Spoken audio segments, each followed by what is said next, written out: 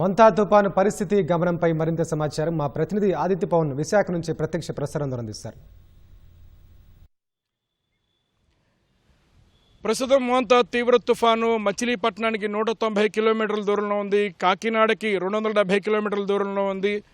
విశాఖపట్నానికి కూడా సరిసమానంగా దగ్గరలోనే కొనసాగుతోంది. అయితే రాగల 12 గంటల్లో కూడా ఇది తీవ్ర రూపం చూపించే అవకాశం ఉంది. ఈ సాయంత్రం కానీ ఈ రాత్రి కానీ ఈ తీవ్ర తుఫాను మచిలీపట్నం మరియు కాకినాడ పరిసర సమీపంలోనే తీరం దాటే అవకాశం ఉన్నట్టుగా వాతావరణ నిపుణులు చెప్తున్నారు.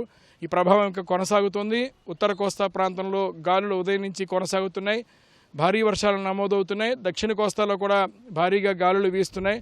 అయితే కొద్దిసేపటి క్రితం అన్ని పోర్టుల్లో ఇప్పుడున్న పరిస్థితిని బట్టి తుఫాను దగ్గరగా వస్తుంది కాబట్టి, తీరం దగ్గరగా వస్తుంది కాబట్టి అన్ని పోర్టుల్లో కూడా 10వ నెంబర్ ప్రమాద హెచ్చరికను జారీ చేశారు. కొద్దిసేపటి క్రితమే ప్రధానంగా తుఫాను ఉన్న పరిసర సమీపంలో ఉన్నటువంటి కాకినాడ, విశాఖపట్నం పరిసర సమీపంలో ఉన్నటువంటి పోర్టుల్లో 10వ నెంబర్ ప్రమాద హెచ్చరికను ఎగురవేశారు. ఓడరేవుల్లో 10వ నెంబర్ ప్రమాద హెచ్చరిక జారీ చేశారు.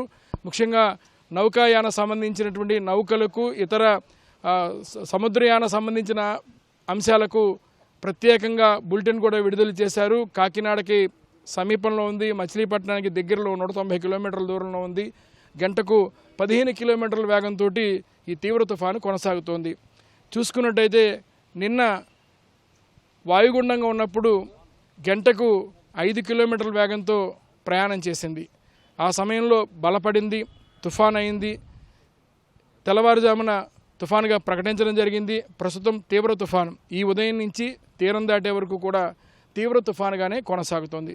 మొంతా గమనం కూడా ముఖ్యంగా పశ్చిమ మధ్య బంగాళాఖాతంలోనే తీవ్ర తుఫానుగా ఏర్పడి పశ్చిమ మధ్య బంగాళాఖాతంలోనే ఇది తీరం దాటుతుంది. ఈ ప్రభావం ఎక్కువగా కనిపించే అవకాశం ఉంది. తీరం దాటేటప్పుడు సరాసరిన సుమారుగా 75 నుంచి 95 కిలోమీటర్ల వేగంతో బలమైన ఈదురుగాలులు సమీపంలో ఉండే అవకాశం ఉంది. ఎక్కడైతే తీరం దాటుతుందో ఆ పరిసర సమీపంలో సముద్ర అలల ఉధృతి కొనసాగుతుంది. ముఖ్యంగా ఈ పరిణామాల వల్ల చెట్లు పడిపోయేటువంటి అవకాశం ఉంది. టెలికమ్యూనికేషన్ రంగానికి ఇబ్బంది కలిగించే అవకాశం ఉంది. అప్రమత్తంగా ఉండాలన్నటువంటి ఆదేశాలను వాతావరణ శాఖ అధికారులు ఇప్పటికే జారీ చేశారు. అయితే ఎప్పటికప్పుడు వాతావరణ శాఖ విశాఖపట్నం వాతావరణ కేంద్రం ప్రతి 2 గంటలకి ప్రత్యేక బులెటిన్ని విడుదల చేస్తోంది. అన్ని జిల్లా కలెక్టర్లకు, రాష్ట్ర ప్రభుత్వానికి ఈ సమాచారాన్ని విశాఖపట్నం తుఫాను హెచ్చరికల కేంద్రం అందిస్తోంది. ప్రతి కలెక్టరేట్లో కూడా కంట్రోల్ రూమ్ ఏర్పాటు చేశారు. కంట్రోల్ రూమ్ ద్వారా తుఫాను యొక్క గమనాన్ని, తీవ్ర తుఫాను అయింది కాబట్టి తీవ్ర తుఫాను గమనాన్ని ఎటువైపు వెళుతుంది, ఎంత వేగంతో గాలులు ఉంటాయి, ఏ ఏ ప్రాంతంలో భారీ వర్షాలు పడే అవకాశం ఉందో ఈ వివరాలన్నీ కూడా ప్రజలకి కంట్రోల్ రూమ్ ద్వారా అందిస్తున్నారు. అలాగే విశాఖపట్నంలోని మహానగరపాలక సంస్థ కూడా కంట్రోల్ రూమ్ని నిర్వహిస్తుంది. మహానగరపాలక సంస్థ 200 మంది సిబ్బందిని అదనంగా సంసిద్ధంగా ఉంచింది. జేసీబీలను సిద్ధం చేసుకుంది. ఇప్పటికే విశాఖపట్నం, విజయనగరం, అనంతపురం, కర్నూలు, కడప, చిత్తూరు, నెల్లూరు, ప్రకాశం 8 జిల్లాలకు ఫ్లాష్ ఫ్లడ్ అలర్ట్ జారీ చేశారు. ఆకస్మిక వరదల ప్రమాదం ఉందని జారీ చేశారు. అందుకు తగ్గట్టుగానే మధురవాడలో 9 సెంటీమీటర్లు, సీతమ్మదారులో 8 సెంటీమీటర్ల వర్షపాతం నమోదైంది. కొద్దిసేపటి క్రితం కూడా జ్ఞానాపురం వద్ద రైల్వే అండర్ పాస్ బ్రిడ్జ్ వద్ద కూడా నీటి ప్రవాహం మనం చూసాం. చాలా దారుణంగా వర్షాలు కురిసేటువంటి పరిస్థితి ఉంది.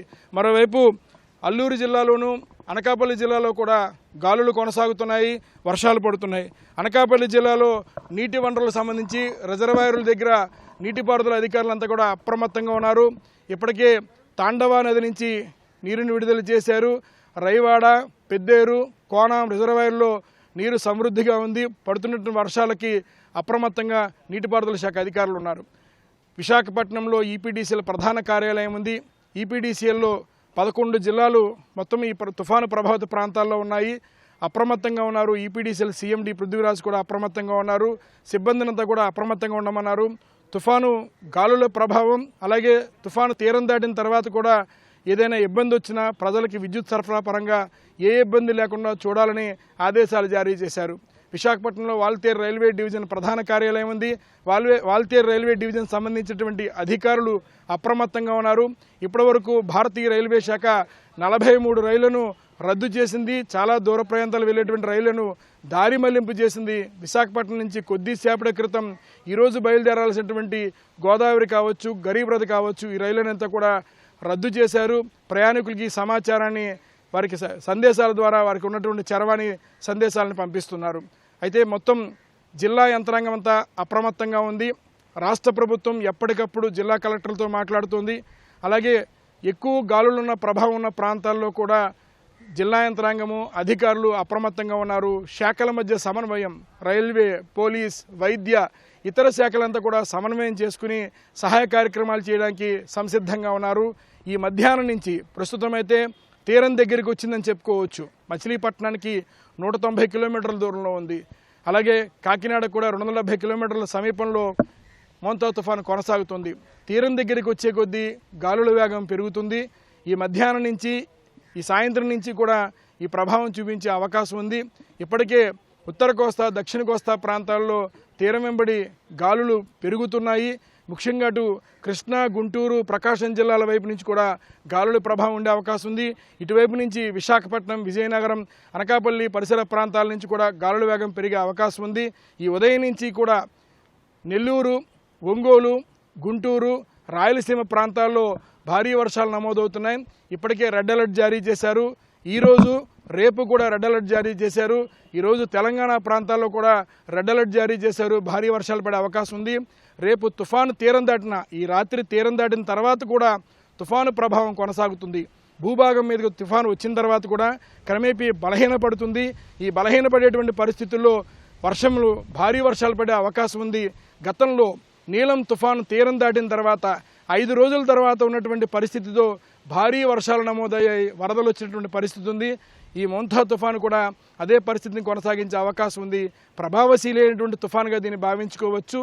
ఇప్పటికే బలం పుంజుకుని 25వ తారీఖు అల్పపీడనం ఏర్పడింది. తదుపరి వాయుగుండంగా మారింది. తదుపరి తీవ్ర వాయుగుండంగా మారింది. తుఫానుగా 24 గంటల పాటు సముద్రంలో కొనసాగింది. ఇప్పుడు తీవ్ర తుఫానుగా మరో 12 గంటల పాటు సముద్రంలో ప్రయాణం చేస్తోంది. దీనికి బలమైనటువంటి గాలులు ఉన్నాయి. అదేవిధంగా భారీ వర్షాలు ఇచ్చే అవకాశం ఉందని వాతావరణ అధ్యయన నిపుణులు స్పష్టం చేస్తున్నారు. మోంతా తుఫాను ప్రభావం పశ్చిమ మధ్య బంగాళాఖాతం, చెన్నై పైనటువంటి పరిసర తీర ప్రాంతం నుండి కళింగపట్నం యువతలో ఉన్నటువంటి తీర ప్రాంతం వరకు కూడా ఈ ప్రభావం కనిపిస్తుంది. పశ్చిమ మధ్య బంగాళాఖాతంలో తీవ్ర తుఫానై పశ్చిమ మధ్య బంగాళాఖాతంలోనే తీవ్ర తుఫానుగా తీరం దాటుతుంది. కాబట్టి మొత్తం పశ్చిమ మధ్య బంగాళాఖాతంలో ఉన్నటువంటి తీర ప్రాంతాలంతా కూడా ఈ ప్రభావం కనిపించేటువంటి అవకాశం ఉంది. ఇప్పటికే పోర్టులంతా కూడా తీర ప్రాంతాన్ని అప్రమత్తం చేశారు, నౌకలను అప్రమత్తం చేశారు. ఇండియన్ నేవీ కూడా అప్రమత్తమైంది, కావలసిన సహకారం చేయడానికి సంసిద్ధంగా ఉంది. భారత ప్రభుత్వం ఎప్పటికప్పుడు సమాచారాన్ని రాష్ట్ర ప్రభుత్వానికి తెలియజేస్తోంది. ఆంధ్రప్రదేశ్ ముఖ్యమంత్రి చంద్రబాబు ఎప్పటికప్పుడు కలెక్టర్లతోటి సమీక్షలు నిర్వహిస్తున్నారు. టెలిఫోన్ కాన్ఫరెన్స్ల ద్వారా వారికి కావాల్సినటువంటి సహకారాన్ని అందిస్తున్నారు. రెవెన్యూ, జిల్లా యంత్రాంగం అంతా కూడా అప్రమత్తంగా ఉంది. ఈ మధ్యాహ్నం నుంచి ఇప్పుడే విశాఖలో గాలుల ప్రభావం కనిపిస్తుంది. ఈ ఉదయం నుంచి కూడా చాలా భారీ వర్షం విశాఖలో నమోదైంది. అనకాపల్లిలోను అలాగే అల్లూరు జిల్లాలో కూడా భారీ వర్షాలు నమోదవుతున్నాయి. ఇకపై నుంచి ఈ మధ్యాహ్నం నుంచి ఈ సాయంత్రం నుంచి కూడా మోంతా తీవ్ర తుఫాను ప్రభావం కోస్తాంధ్ర అంతటా తీరం వెంబడి బలమైన గాలుల రూపంలో చూపిస్తుందని వాతావరణ నిపుణులు స్పష్టం చేస్తున్నారు. కెమెరా పర్సన్ సురేష్తో ఆదిత్య పవన్, విశాఖపట్నం.